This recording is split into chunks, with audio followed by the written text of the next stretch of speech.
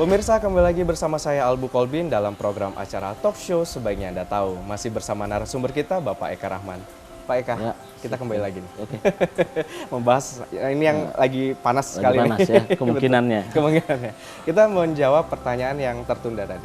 Ya. Sebenarnya faktor apa yang paling kira-kira memberikan peluang buat menang? Apakah dari faktor partai politik itu sendiri atau personally bakal caleg itu sendiri?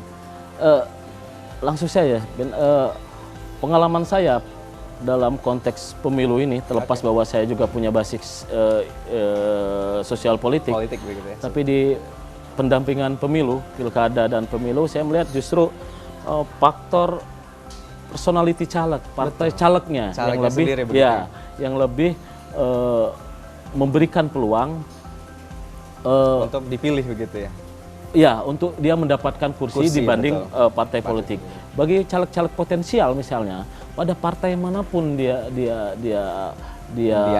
berada tetap tidak masalah. Apalagi caleg misalnya yang berkontribusi terhadap, dulu istilahnya dalam sistem kuota akhir itu BPP. Kalau caleg yang mendapatkan BPP di partai manapun dia akan landing ya kan. Nah, itu saya lebih kepada ya, potensi calegnya berbanding partainya. Betul sekali. Apalagi sekarang masyarakat sudah ini ya, mereka butuh sosok yang benar-benar sudah merakyat begitu. Ya, ada problem lain misalnya. Ya, ada problem lain misalnya dalam konteks pemilihan legislatif terutama di kota, di DPRD kabupaten kota apa? Situasi kebatinannya ini sangat kuat. Betul. Kenapa saya bilang situasi kebatinannya sangat kuat? Orang boleh berbeda partai politik. Betul. Tapi alasan memilih konstituen itu bukan saja pada partai politiknya, tapi karena saudara, faktor kedekatan begitu ya. Ya, ada persoalan lain, sahabat, segala macam.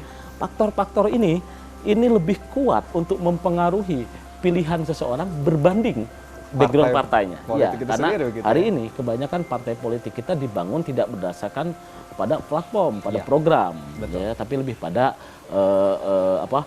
tokoh misalnya. Ada beberapa partai yang besar karena tokoh, katakanlah PAN besarnya karena Amin Rais, Gerindra karena Pak Prabowo, Demokrat karena Pak SBY dan lain sebagainya. Itu yang terjadi, sehingga di bawah ini faktor motif seseorang untuk memilih ini tidak bisa kita sempitkan menjadi karena background argumentasi partai politik. Ya, apalagi ini lagi kekinian nih generasi milenial yang bakal mendominasi begitu. Istilah generasi milenial sebenarnya itu menyambut sebenarnya adalah pemilih pemula ya. Betul. Pemilih pemula, dan itu sebenarnya berkaitan dengan metode campaign, dengan cara berkampanye, cara pendekatan dan lain sebagainya. Dulu konvensional kampanye itu pakai baliho, pakai keliling-keliling. Hari ini tidak lagi, media sosial menjadi sangat efektif ya. Siapa yang familiar dengan penggunaan media sosial, dia punya peluang yang lebih besar. Dan salah satu cara mengeksiskan diri begitu ya. Kebanyakan yang familiar terhadap penggunaan media sosial ini adalah orang-orang muda, orang-orang yang milenial. Itu yang saya lihat misalnya. Berarti mau tidak mau bacalek harus ini ya, tidak boleh tutup teknologi, harus melek teknologi. Ya, betul. Dia harus melek teknologi karena hari ini misal regulasi sangat banyak. Betul. Ya, pembatasan pemasangan APK, alat peraga campaign, pembatasan melakukan campaign di media misalnya.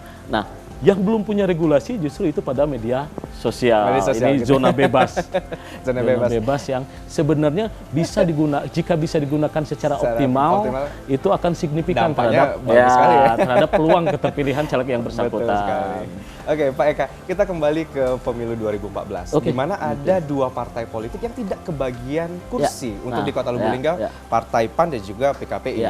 Lalu bagaimana dengan tahun 2019, di mana ada 15 partai politik yang ikut serta di pemilu Lubuk Linggau, sedangkan bacaleknya ada 405 orang. Sedangkan untuk memperebutkan 30 kursi begitu. Oke. Saya pikir saya ilustrasikan di awal tadi sebenarnya bagaimana pemilu 2009 yang tadinya parpol menduduki kursi pimpinan itu bisa tidak mendapatkan kursi. Apa yang bisa didapatkan, pelajaran yang bisa didapatkan dari situ bahwa sirkulasi peluang untuk mendapatkan kursi ini sangat besar, dengan catatan bagaimana partai politik dan caleg yang bersangkutan bisa memanage potensi, kemudian menyerap aspirasi, menyerap keinginan dari konstituen, dari pemilih ini.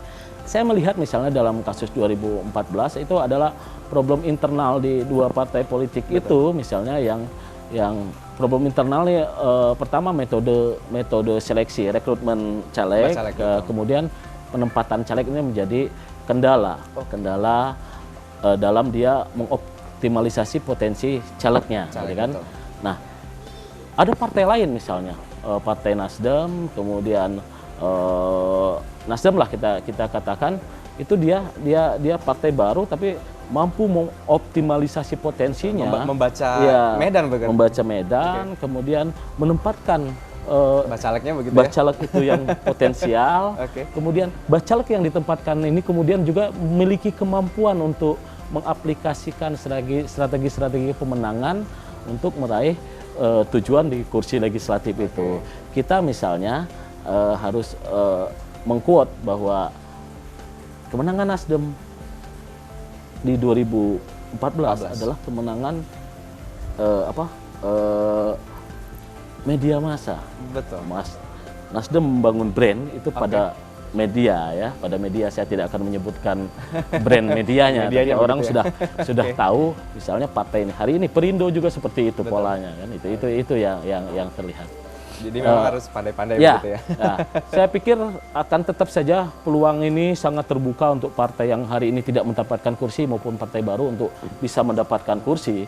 Bahkan saya harus terus terang hari ini khawatir misalnya terhadap Partai Golkar. Saya khawatir apakah dia bisa mempertahankan posisinya sebagai pemenang pemilu atau tidak dengan komposisi caleg yang ada hari ini pada Partai Golkar dan dengan komposisi caleg yang ada pada partai-partai lain. Saya pikir Golkar punya tantangan besar di 6 bulan tersisa ini untuk bisa mempertahankan intinya. Karena secara tradisional Golkar pemenang pemilu 2009, 2014 dan hari ini ada tanda tanya besar untuk Golkar. Tanda tanya, dan itu menjadi tantangan besar gitu untuk partai-partai besar, salah satunya Golkar. Gitu ya. Pak Eka, nanti kita akan membahas lagi tentang tema kali ini, tapi kita kembali rehat sejenak. Pemirsa, sebaiknya Anda tahu, tetaplah bersama kami, kita akan kembali setelah jeda berikut ini.